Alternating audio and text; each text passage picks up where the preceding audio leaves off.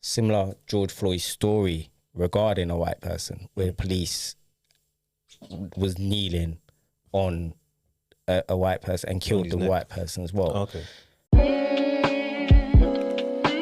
You know what? Some people say I'm a heartless, right?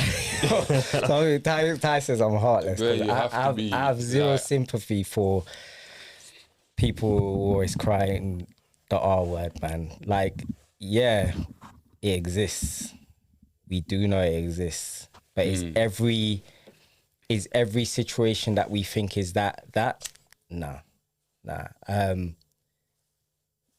There's a lot of what I feel is mix up between classism and racism, where people perceive a situation to be tailored to a specific race of people,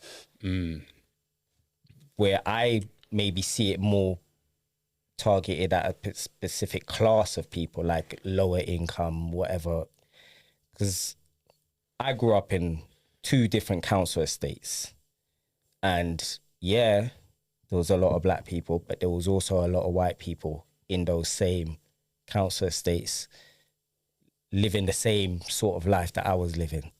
So me growing up, I didn't even really have much experience of racism, what I know to be racism, to be honest with you. And to be honest, I say this to all my friends, yeah. The most racist terms I've ever been called growing up was at the hand of black people, to be honest with you. Like, as an African growing up in Stonebridge or growing up in St. Raf's in the 80s and 90s, you was getting called bare names. Boo-boo, all these names. So I was never hearing anything racial from white people towards black people. That's not to say that the experiences, that's not to say that they weren't bigger agendas to keep us in those settings. Yeah. But like I said, there was a lot of white people in there as well. Yeah. There was a lot of Asians in there as well. So I don't know. I think you hit the nail on the head in terms of a lot of the time it's easier to just say I'm harmed, I'm the victim of something, rather than looking at the role you played as well. in you know where you are in life. Yeah. So Anna. Boy, I hear what you say. I hear what you're saying. It's kind of like the Black Lives Matter, innit? You get me?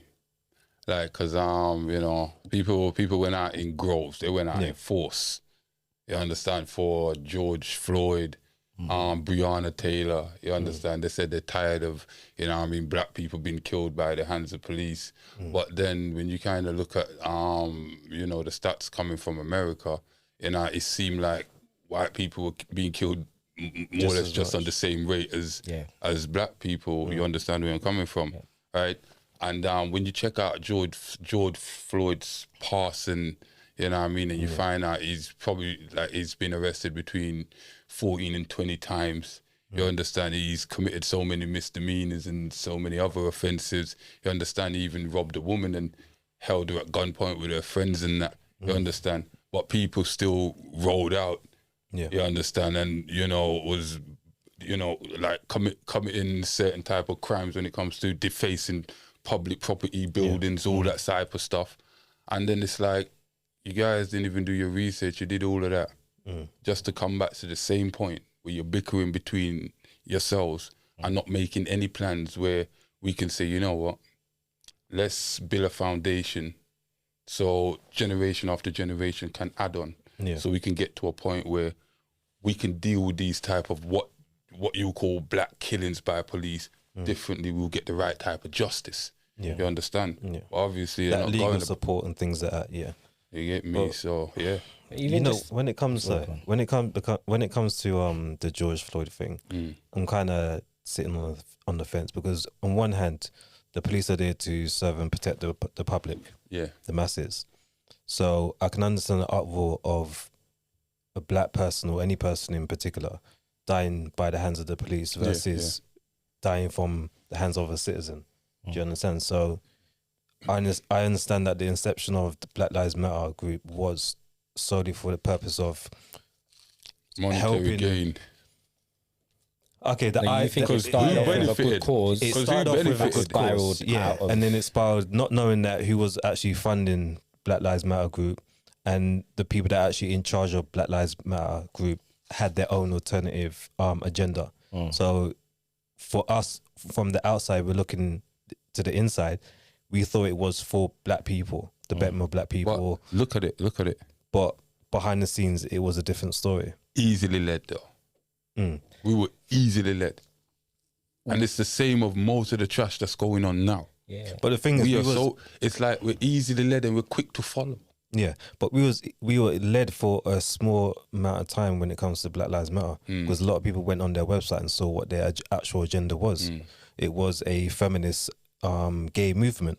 It was for the betterment of the LGBTQ community, of people of color. It wasn't for a nucleus family. It weren't for justice for over population of incarcerated black men. It wasn't for none of that kind of stuff.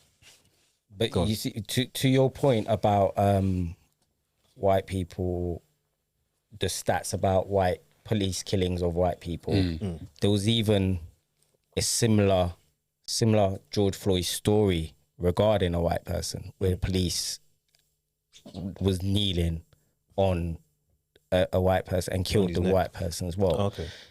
My thing is this: the media don't cover those. No. Because that doesn't spark uproar. Yeah. That doesn't spark a community to get angry and to go and loot and to go and think.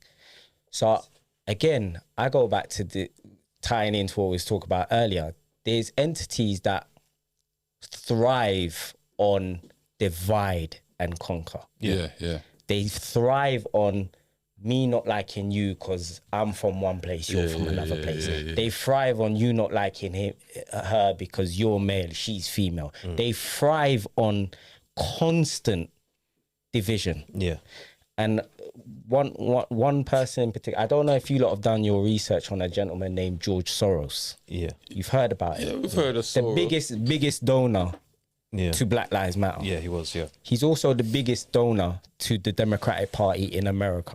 The same party that claims to be for black people and claims to be for the underprivileged, but yet still keep the underprivileged in order to continuously the cycle.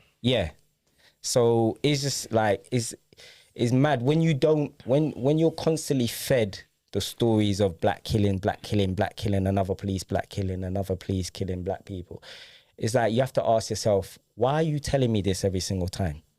There was a period in the UK about 4 years ago where the year started off mad. Bare knifings, bare youth. Do you remember that?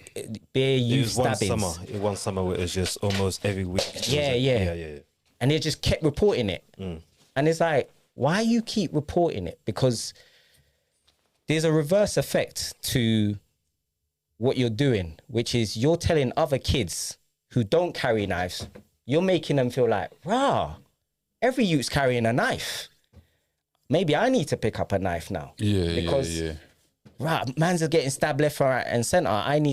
So I feel like there's this constant reverse psychology type messaging that they're putting out. Remember what I said? What's that? We shook the box, blood.